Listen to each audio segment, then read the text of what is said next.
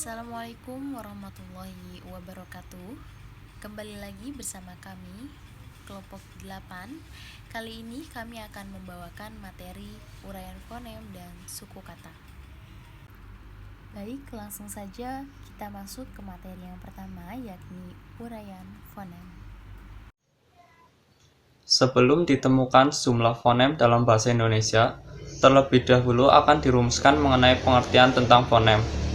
Menurut Gleason, tahun 1961, halaman 9, fonem adalah unsur bahasa yang terkecil dan dapat membedakan arti atau makna. Berdasarkan definisi di atas, maka setiap bunyi bahasa, baik segmental maupun suprasegmental, apabila terbukti dapat membedakan arti, dapat disebut fonem. Setiap bunyi bahasa memiliki peluang yang sama untuk menjadi fonem. Namun, tidak semua bunyi bahasa pasti akan menjadi fonem. Bunyi itu harus diuji dengan beberapa penguji penemuan fonem, baik nama fonem, ciri-ciri fonem, dan watak fonem berasal dari bunyi bahasa. Ada kalanya jumlah fonem sama dengan jumlah bunyi bahasa, tetapi sangat jarang terjadi.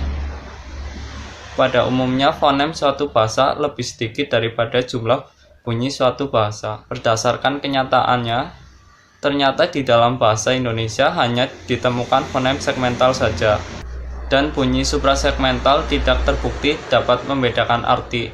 Oleh karena itu, dalam bahasa Indonesia tidak ditemukan fonem suprasegmental. Itulah sebabnya, dalam kajian berikut ini hanya dibicarakan fonem suprasegmental bahasa Indonesia, yang meliputi fonem vokal, fonem konsonan, dan fonem semivokal. Vokal. Ada 5 dalil atau 5 prinsip yang dapat diterapkan dalam penentuan fonem-fonem suatu bahasa. Kelima prinsip itu berbunyi: A. Bunyi-bunyi bahasa yang secara fonetis mirip apabila berada dalam pasangan minimal merupakan fonem-fonem. B. Bunyi-bunyi bahasa yang secara fonetis mirip apabila berdistribusi komplementer merupakan sebuah fonem. C.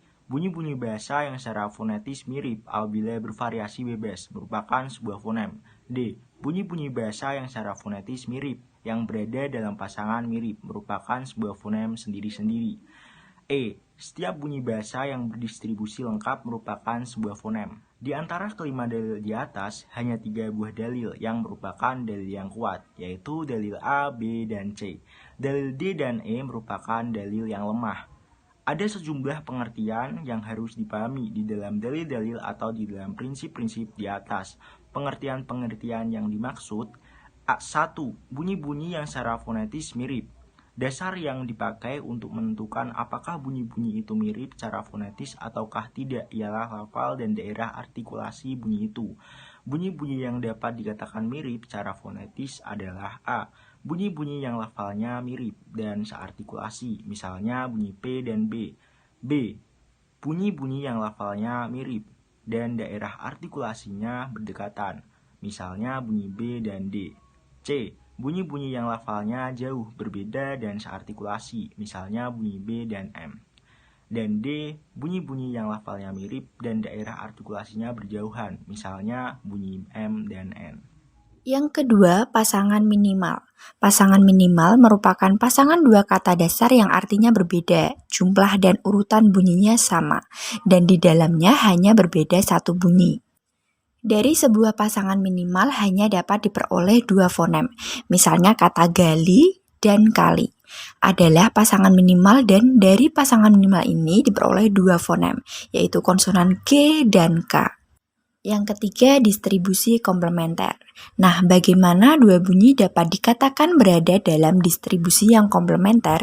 Untuk dapat mengetahui hal ini, perlu dilihat tempat kedua bunyi tersebut berada. Tempatnya dapat ditentukan dengan melihat jenis bunyi yang mengapitnya atau dapat juga ditentukan dengan melihat jenis suku tempatnya berada. Selanjutnya yang perlu diperhatikan ialah bahwa kedua bunyi tidak pernah saling tukar tempat. Artinya, kalau bunyi yang satu selalu diapit oleh bunyi desis, maka bunyi yang satunya lagi selalu diapit oleh bunyi yang bukan desis. Apabila 2 bunyi telah dapat dibuktikan tempatnya seperti ini, maka berarti kedua bunyi itu berada dalam distribusi komplementer, atau keduanya berdistribusi komplementer. Demikian pula kalau ada dua bunyi yang satu selalu ditemukan pada suku terbuka, yang satunya lagi selalu ditemukan pada suku tertutup. Maka berarti kedua bunyi itu berada dalam distribusi yang komplementer. Berikutnya adalah cara menguraikan fonem. Kami katakan sebuah cara karena memang ada beberapa macam cara, akan tetapi yang kami kira paling mudah adalah sebagai berikut. Pertama, catatlah bunyi-bunyi yang secara fonetis sama atau mirip. Kedua, catatlah bunyi-bunyi yang selebihnya. Ketiga, dengan dasar kontras karena lingkungan yang sama atau yang mirip itu sebagai fonem-fonem yang berlainan. Yang keempat, dengan dasar lingkungan yang komplementer, anggaplah bunyi-bunyi yang fonetis mirip itu sebagai fonem yang sama. Kelima, anggaplah semua bunyi-bunyi yang terdapat pada hal kedua sebagai fonem-fonem tersendiri. Dan yang terakhir adalah yang keenam, untuk bunyi-bunyi prosodi diberlakukan cara yang sama untuk menguraikannya. Pengertian suku kata secara umum. Suku kata adalah bagian dari kata yang diucapkan satu hembusan nafas dan umumnya terdiri atas beberapa fonem. Yang pertama menurut George Yule. Melansir dari jurnal penelitian berjudul Pola Suku Kata Bahasa Lisabata oleh Erniati pada tahun 2017, George Yule menjelaskan suku kata pada setiap kata mengandung vokal dan konsonan, sehingga pada saat mengucapkan satu kata akan terdengar bunyi atau suara dan huruf vokal yang lebih terdengar dibandingkan konsonan. Sedangkan pengertian suku kata menurut penjelasan Amril dan Ermanto, suku kata adalah bagian dari kata yang memiliki puncak penyaringan. Ini dapat dikenal dengan vokal pada suku katanya. Selain itu, suku kata juga dapat tersusun dari beberapa fonem. Pengertian suku kata menurut anggota kelompok. Suku kata adalah unit pembentukan kata yang tersusun atas beberapa fonem atau urutan fonem yang diucapkan dalam satu hembusan nafas. Ciri-ciri suku kata dalam bahasa Indonesia adalah sebagai berikut. Yang pertama, memiliki unsur fonem vokal. Yang kedua, memiliki unsur fonem konsonan. Yang ketiga, cirinya dapat juga terdiri dari kedua fonem, yakni vokal dan konsonan. Misalnya, konsonan vokal konsonan. Selain itu, dapat juga terdiri dari dua vokal, satu konsonan, ataupun dua konsonan, satu vokal. Bentuk-bentuk suku kata. Suku kata terdiri atas beberapa macam bentuk atau pola suku kata. Pola suku kata ini berkaitan dengan pelafalannya yang memudahkan mengenali jumlah suku kata dalam satu unsur kata. Berikut adalah bentuk suku kata dalam bahasa Indonesia. Yang pertama, satu vokal. Vokal a, mal, su, a, tu, wa. Yang kedua, satu vokal dan satu konsonan. Ar, ti, ber, il, mu, ka, il. Yang ketiga, satu konsonan dan satu vokal. Pasar, sar, ja, na, warga. Satu konsonan, satu vokal dan satu konsonan. Paksa, keperluan, pesan. Yang kelima, dua konsonan dan satu vokal. Slogan, pendramaan,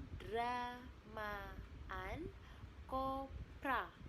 Dua konsonan, satu vokal dan satu konsonan. Traktor, atraksi, kontrak. Yang ketujuh, satu konsonan, satu vokal dan dua konsonan. Tekstil, kontekstual, kontrak. Yang kedelapan, tiga konsonan dan satu vokal. Strategi, strata. Tiga konsonan, satu vokal dan satu konsonan. Struktur, instruksi, strom. Yang ke-10, 2 konsonan, 1 vokal, dan 2 konsonan, kompleks. Yang ke-11, 1 konsonan, 1 vokal, dan 3 konsonan, korps. Setelah memahami pengertian suku kata, komponen pembentuk kata, ciri-ciri suku kata, dan bentuk suku kata, di bawah ini adalah contoh suku kata. Dan ada pun contoh suku kata yakni sebagai berikut. Yang pertama, rambut memiliki suku kata ram dan but. Makan memiliki suku kata ma dan kan. Ikan memiliki suku kata i dan kan. Poster memiliki suku kata pos dan ter. Mengaburkan memiliki suku kata me, nga, bur, dan kan. Dan contoh yang terakhir ini merupakan contoh dari suku kata yang telah diberikan imbuhan. Terima kasih atas perhatiannya. Mohon maaf atas segala kekurangan. Semoga video ini dapat bermanfaat untuk kita semua.